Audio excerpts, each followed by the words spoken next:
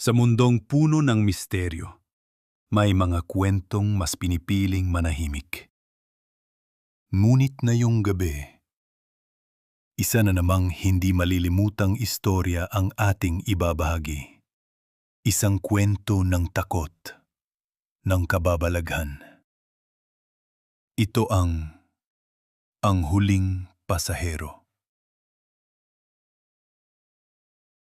Isang gabi ng tag-ulan sa isang liblib na barangay sa probinsya na ng Quezon, may isang matandang jeep na bumabaybay sa basang kalsada. Si Mang Rolly, isang veteranong driver, ay pauwi na sana mula sa huling biyahe ng araw. 12:00 ng hating gabi, malamig, madulas ang kalsada, at halos walang tao sa daan. Ngunit sa gilid ng daan, sa ilalim ng isang kumikislap na ilaw mula sa sirang poste, may isang babaeng nakaputi na nakatayo, basang-basa sa ulan. Manong, pangkas po, papunta po akong Barangay San Telmo.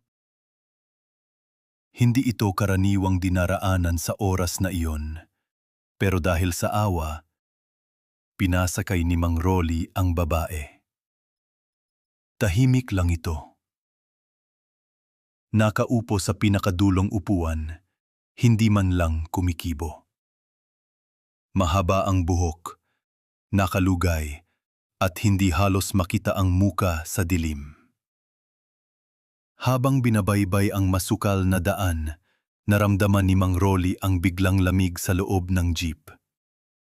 Paglagpas sa checkpoint, biglang nagsalita ang babae. Manong, nalala niyo po ba kung sino ang huling pasahero niyo kanina? Ikaw ang huli, iha! Ngunit sa rearview mirror, isang nakakakilabot na tanawin ang bumungad. Wala siyang refleksyon.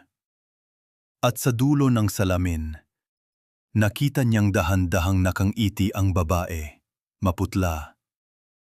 Duguan ang mga mata, at may bahid ng putik sa buong katawan. Hindi ikaw ang huling pasahero, kundi ako. Kinabukasan, isang residente ang nakakita ng isang jeep sa bangin. Baliktad, wasak, wala si Mang Rolly.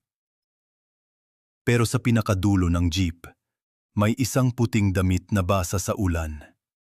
At may pula, dugo. Hanggang ngayon, sinasabi ng mga